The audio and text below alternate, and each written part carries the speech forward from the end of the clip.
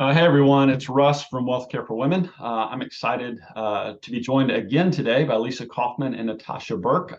You might have caught our uh, video conversation back in November. I'll be sure to link to that in the description below, so check that out if you haven't. But the three of us wanted to come back together to just kind of continue the conversation, if you will, but maybe tackle a different topic today. So ahead of this conversation, Natasha had actually suggested that maybe something good for discussion would be kind of the flow of events or what happens or how do you navigate the mess, for lack of a better word, of going like into a hospital. So if it's you or a loved one goes into the hospital, maybe it's a fall or some other related or triggering event. What happens next? How do you get them into the rehab? How do you get them to the right rehab facility? And then what happens post rehab? So Natasha, did I kind of set that up along with what you had in mind? Yeah, that's perfect. Yeah. So why don't you guys jump in? I mean, let's say we've got this hypothetical 75-year-old woman who has fallen and she's in the hospital. What happens next? You want me to go? Yeah, you start. Okay. So This what is usually happens where Lisa next? comes in. Everything, most everything is run by what the Medicare rules are. And depending on the age of the client, we're going to just make an assumption at 75, she's got Medicare. And then there's the other complicating factor of what kind of Medicare does your 75-year-old client have? There is regular old government issued Medicare, which is my preferred kind of Medicare insurance. You may or may not get people who will respond to this. I am not a fan of Medicare Advantage. I think that insurance companies are running their products like insurance products, and the general population does not understand this. So I spent a great deal of last year helping people find better rehab facilities post-hospitalization, which is what we're talking about, that they ended up at a rehab facility that they didn't like. And they didn't have very many choices. And the reason they didn't have choices is because the Medicare Advantage programs run by insurance companies pre-negotiate who they will do business with. If you have regular Medicare, you go any place that has a bed, you get to pick. So there's a huge difference between what is available to you. So that's one thing to think about. Then you have to have been in the hospital for 3 midnights or 72 hours to qualify for Medicare to pay for rehab. Usually that happens, but if somebody's under observation or they're never fully admitted, they're there for one night and they're trying to figure out what's going on, you will not qualify for Medicare of any kind to pay for rehab. So does that have anything to do with doctor's orders, or is it really just the 72 hours? Got it. Yeah. You need doctor's orders on top of that for whatever kind of rehab. If there's a broken pelvis or leg or whatever, that they need physical therapy and they need that restorative therapy in a subacute rehab setting, there will be a doctor's order attached with the discharge summaries. It's kind of an automatic. If they don't qualify for that, the discharge orders are going to say, visit your physician within 7 days. And you don't get to have rehab. Now, you may be able, with your physician, get in-home care or outpatient rehab, but you're not going to a nursing facility for rehab. So that's a distinction. Got it. If you qualify and have had your 3 days, your 3 midnights, your 72 hours, and your discharge orders also say that your physician wants you to have rehab, then the discharge planner will come to the family member, whoever's making decisions, or the individual, if they are cogent and can make these decisions, and say, you need to pick a rehab. Gone are the days where they gave you a big list. They never, because of the Medicare rules, never, ever could tell you where to go. It was always the patient's choice, and there are really strict guidelines about the nuances of who's better than they will not tell you that. So Medicare providers can't give you a preference. It's a rule. So what they do now is tell the families, you tell me what rehab you want, and then I'll see if there's a bed. It used to work in reverse, where they would send things out, see who got the bed or the hit or whatever, that they were willing to accept this patient, and then you can choose from those. It's reversed. You tell me where you want to go, and if you've never done this before, you have no idea where you want to go. That's where it gets tricky. Natasha, did you want to jump in at this? Yeah, no, that's normally, and also, I mean, that's kind of where we get a phone call. People, because we do placement, people think that, we have the recommendation for rehab too, and we really do not. It's a hard decision to make. I mean, let's just face it, the reviews are not favorable if you see them online. I mean, what I recommend, folks do is to start making those phone calls, find out who, if someone else has another loved one there, but taking it all with a grain of salt. Ultimately, by the time you get in the hospital, they're already looking to discharge you. So they're going to need an answer really, really quickly. And your voice may have some, you may get heard a little bit, but ultimately in the end, it's probably going to be where there's a bed. And so you probably, I know most people have only a few hours to make that decision as to which rehab they're going to go to. The one thing I have to say also is that wherever your loved one or yourself, wherever you end up, make sure you have an advocate, or that you become an advocate for your loved one. It is very important when you are in the rehab, or if you have a loved one in rehab, that you make yourself known, have somebody visit regularly. That's just so important, because since COVID, the folks working at these rehabs are overworked, they're understaffed, they're trying the best they can. Tensions are running high. So,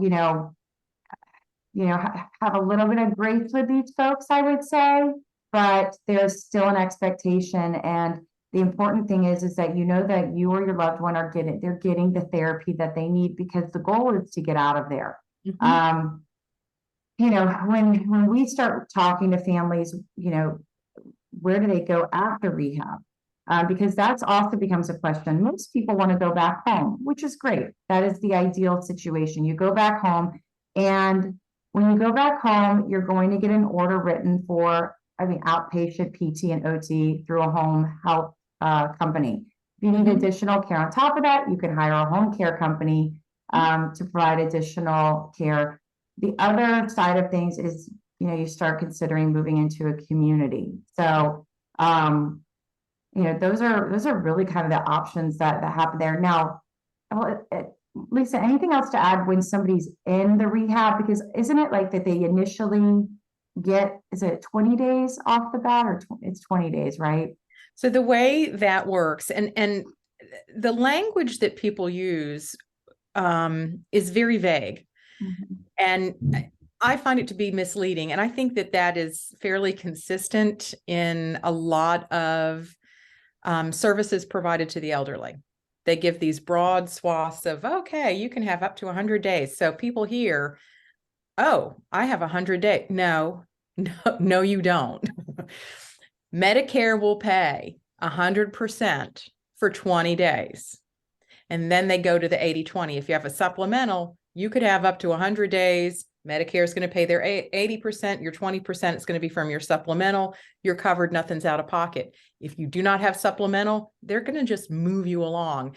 And they're used to doing what they do for most of the people. So anytime you have something that's a little different, you may have to, again, advocate or ask questions, because they just do what they always do. It's very cookie cutter because of the numbers that get kind of churned through the system. Back when I started in healthcare, rehab, you could go to rehab for a month, and you could have mental health inpatient stays for 30 days. Because I'm old. And it's just not like that anymore. They are all about getting people in and out of the hospital, and it really stems from insurance and Medicare not paying for stuff. There are things now that are outpatient and they send people home. You would have gone to rehab for outpatient surgeries and things that would have been done in-house. And then you would have had care. So now they send people home and they're relying on families to provide the nursing care that used to be provided in hospitals and nursing homes. And they just aren't. It's just Yeah. the system's very different now. They get it. I think that's a misconception because when we talk to people, they tell us, oh no, we're going home from the rehab and we're going to get home health and they're going to provide the care for our loved one. No, they're probably going to come, correct me if I'm wrong, Lisa, 2 or 3 times a day or a week, maybe, like, is that right? And for maybe 30 minutes. Yep. So if you have somebody, have somebody that's 80, 75, that's they broke a hip, they did their 20 days, they're back at home. I mean, they're still having issues with transferring. They can't stand and cook a meal. There's so many other things. Well, at that point, you need to find somebody to help that individual. And it either falls on private duty home care, which at this point, again, correct me if I'm wrong, Lisa, I mean, we're looking at $26 to $35 an hour now for home care at a minimum of, 4 hours a day. 40, yeah, it's just going up. So it's really putting a strain on families. And we don't say all this to scare people. It's just that it's all an education process and what to expect. Because a lot of times people call us and they just have no clue. And I feel like at least they could have an understanding of what's going to happen. What are how this is going to work? And they don't know. And when you're in a stressful situation, the loved one's in the hospital, you're already running at a very high stress level. It's hard to absorb information. It's hard to make decisions. Our brains do not function well like that. So people don't remember what the doctor said. People don't remember what the discharge instructions were. And some of the stuff is vague on purpose. And some of it is just vague because they do it all the time and they forget that each person may have a different level of understanding or health literacy, and they don't know. So there isn't time like there used to be. And they're short-staffed, and it goes on. And not that I want to be negative about it. I totally agree with you. People need an advocate, and that's where care managers can be delightful. Right. To have somebody who knows the system, knows which nursing homes they prefer over others. And I was saying before we got started, there is no Ritz-Carlton of nursing facilities. I just, let me just put that out there right now. You can call friends and family and see who had a good experience. Care managers know who they prefer, and they're objective about it. But the staffing shortage, the whole medical system post 2020 or post COVID is a very different landscape. People are overworked, they're exhausted. They don't want to do this anymore for whatever reason. They don't feel appreciated. So somebody coming to visit in the hospital, or, if you are fortunate enough to have the funds to get a caregiving agency in there for both hospitalization and for the rehab, that would be ideal. Yes. That would be ideal, but many families cannot do that, or they assume that the needs are being met. I'm going to tell you right now, they are not. The basic needs are, but I'm experiencing some of this stuff on a personal level firsthand. A loved one was in the hospital about a month ago for a broken femur. I mean, it's the same scenario, 81 years old. She had a UTI and was not able to feed herself because she was still so out of it. So they would bring the, styrofoam tray of food for 3 meals a day and put it on her table and leave. Yeah. She can't open the juice container, so she's not drinking. She can't butter her roll, so she's not eating it. She can't cut her meat, so she's not eating. So then there's a nutritional deficiency. If there were a caregiver, they don't have time and staff to sit there and make sure that all the patients are doing, and they come in and they go, how much did you eat? and they just write it down. Mhm. So the nursing facilities have more staff, and generally speaking, and are used to doing more of those activities than the hospitals are these days. So there's a better chance that somebody will have a caregiver, a CNA in the room with them to help them with those things. But even then, it can be a little touch and go, and it may take a minute because they're so short-staffed. Yeah, I So would say, the more yeah. often you can go Mhm. as a family member, the more often you can go, it humanizes them as patients. They're not just, bed 22B. One of the things that I was doing with this family member was making sure that the nurse and the CNA at the hospital understood that this patient was a nurse. And I humanized her to them, and they started to pay attention to her. She just wasn't a body in that room. That's I interesting. Yeah. strongly encourage that people do that. Speak to the caregivers, let them understand who they are taking care of, and go frequently. You might not love it. It might not be fun, but it's very, very good for them to have someone that they know, because there's not enough staff to keep everyone engaged and entertained. Right. That's right. Lisa, so I mean, we have the issues of like what people deal with when they leave the hospital, go to rehab. What about the issues that we encounter though, when the rehab needs to discharge someone to a community? I mean, so many things, and I think that it would be helpful for people to know what can fall through the cracks. I mean, I've had people that are going back to a community after going to rehab, and they show up with no medications. I mean, important medications that they need to be on, no wrong medications. Pharmacy hasn't filled them. I'm sure you've run into that too. Yeah. I mean, I've actually had somebody go back to a community with the orders for the wrong person. Yeah. Yes. So yeah, I mean, how do you all, or as a care manager, how do you come in and make sure that they dot the i's and cross the t's in order to do a we do discharge the best properly? we can, and we're there to help them. Sometimes there's a barrier to the discharge planner thinking that there's some agenda or territoriality, and I'm like, no, I am here to make your job easier. I will help the family choose the place to go. I will help, because they can't do that, but I can. I'm not accepting Medicare, and I'm hired as a consultant. I can say what I want to say, Right. but to guide families. I mean, do it nicely. I'll be professional, but I may have a preference, and I may have experience, and I will share what my experience in the past 20 years have been as to why I might prefer one facility over another.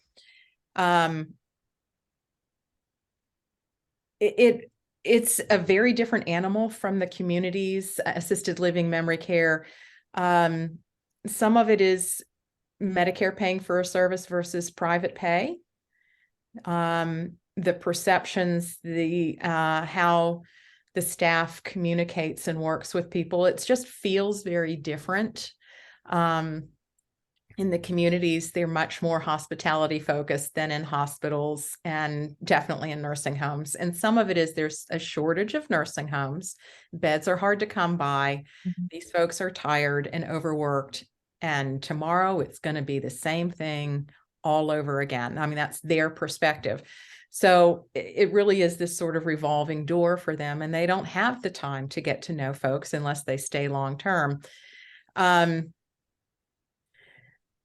Admission, I mean, discharge starts at admission for both hospitalization and nursing home. So as soon as you come in, they're already looking at how are they going to get you out.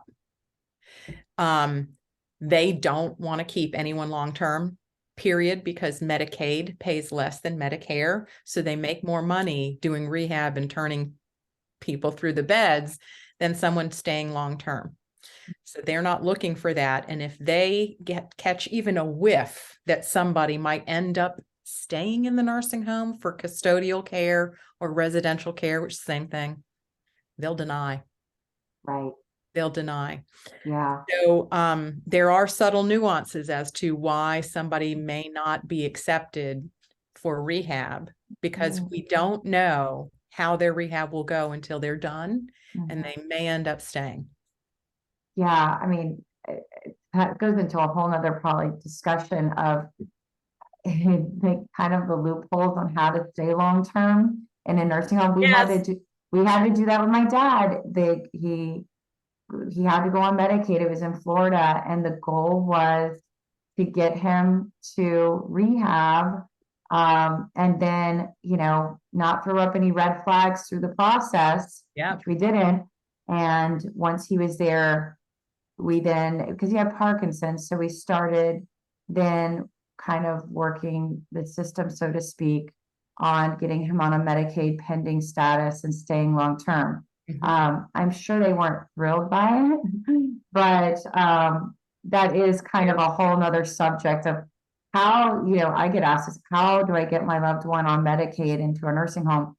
And I'm like, well, if you get them to the hospital and they can stay 72 hours and you can get them to rehab, then you can try to get them on a Medicaid pending status. Like that is the only magic wand that I can tell people. I do the same. Yeah. And one thing to be aware of is that the billing department in the rehab will fill out that application correctly for you, because they are legally obligated to keep the client whether they can pay or cannot. So it's in their best interest, because if they want to get paid, Medicaid will pay them. They have to fill out the paperwork. So the families, it's easier on the families. You may have to sign some stuff, but it's not like starting from scratch. And you never, ever, ever, ever walk into the door going, yeah, we're looking for a Medicaid bed. No, don't do that. Yeah. If we could give any tips on anything, if you think your loved one could possibly be approved for Medicaid and stay long-term, never walk in and say that that's what your goal is. Never, ever. You'll be turned away. Keep that close to, you know, close to your vet there. Yeah, exactly. And there are folks that are communities, rehabs that will accept people on Medicaid. They generally are not the nicest places. And I do occasionally deal with families looking to move out of state. Somebody from, you know, Boston who wants to come here because family's here and they're already on Medicaid there. And I've had discussions because Medicaid and Medicare, but Medicaid varies state to state, and Georgia is just not really that supportive of our elders. They cut programs, they cut Medicaid, they cut Medicare, they cut Meals for Wheels. And people need this stuff. And other states have more robust programs. In the Northeast, they have more robust programs. In Florida, they have more programs that Medicaid and Medicare pays for more than it does here. So I have done both, where I've helped people move clients here and we figured out, but they ended up not being in a nursing home I would have chosen, but that was all that was available to them, and it was okay. Or it made sense, better financial sense, to stay where they were, even though the family wasn't there. Not my favorite thing either, but you go where the money is sometimes, and that's not a very patient-centered way to do it. It's kind of the way it works. Yeah, I mean, we have a lot of clients, I'm sure you do too, Lisa, that are moving from Florida. And, you know, I have that conversation with them that, you know, if they're going to be looking to get on Medicaid, and I know when we talk and we do a discovery and understand the finances of the situation, I mean, I tell them that they're probably better off going through the Medicaid system in Florida. Actually, Medicaid, it pays for a lot more in Florida. It actually pays for, I believe, assisted livings at some on some Medicare level. does there too. Yeah, they have a better expanded Medicaid program there, which is, you know, why I tell families really think hard about it, because you have a better situation in Florida than you do here. It's sad though, because that means they don't get to be with their loved one or close to them, but it makes it's going to be less stress on the family. Ultimately, yeah. And that individual's quality of life will be higher, for sure. The nursing homes in Florida, I mean, my dad was in a great one down there. There are some really lovely ones. I mean, not that I don't work there, but Yeah. I've heard really great stories from families considering moving their loved one closer. Mhm. And it just depends. It depends if the family can pool resources to do something different. And sometimes I refer to you, Natasha, also for personal care homes, That's right. that people have just enough money and they don't know that this is an option for them. Mhm. If you got no money, you're looking at Medicaid. Your That's right. options are very limited, but sometimes they have just enough Mhm. that a personal care home would be a much nicer way, much homier, compassionate, smaller way to have their needs met. And they may never, ever need to be on Medicaid and be in a nursing home for the rest of their life. We love the personal care homes. Yeah. Yeah.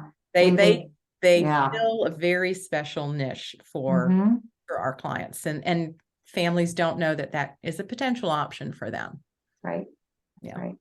Yeah, you guys both spoke early in the conversation about this is such a problem because there's such an information or knowledge gap, especially when people find themselves in these situations for the first time.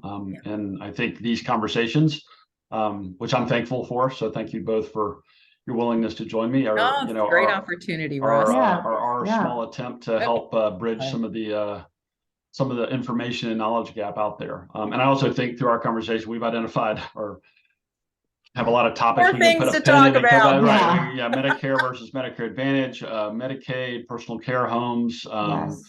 dealing with, I mean, this entire process of either home or community to hospital to rehab and then back to home or community. Mhm. I mean, that just sounds like almost overwhelming, but add to that trying to do it long distance Yep. in absence of a care manager like yourself, Lisa. Like people have to figure out a way to do that. My family's actually had to do that in the last year with a family member in Florida, in fact. And I can personally attest to some of the trials and tribulations you guys have outlined today. And I can just say that to the extent that you can, yeah, being there, being present, being an advocate at every step along the way really goes a long way. It doesn't smooth over every obstacle, but it certainly helps. So it does help. It definitely does. Yeah, so thank you both. I look forward to doing this again here soon. For folks that are listening, why don't you guys each just remind people how they can reach out and get in touch if they want to talk to you or learn more. Natasha, why don't you let people know? Yeah, so my company is Atlanta Senior Advocates. You can see atlantasenior.advocates.com. And if you ever wanted to reach out to me personally, my number is 404-271-2433. And my email is natasha@atlantasenior.advocates.com. How about you, Lisa? I'm with SeniorCare Options of Atlanta. My website's www.seniorcareopt.com. The phone number is 770-579-9177. And I do want to just throw in a plug because we've mentioned other states. If for any reason somebody listening or watching would like an aging life care manager in another state than Georgia, or even here, go to aginglifecare.org. I was about to mess that up. www.aginglifecare.org. And you click on the upper right-hand side, find an aging life care professional. You can find a care manager. There are just under 2,000 of them across the country. So you can find. Highly recommend it. That's what I do. Yeah, well, thank you both. Recommend it. Yeah, thank you both. I'll be sure to include your websites and contact information as well as the care manager website in the show notes below. So but thank you both. I always learn a ton when I get to kind of listen in on your conversations. And so we'll have to look forward to doing this again sometime soon. That sounds great. All right. Thank you.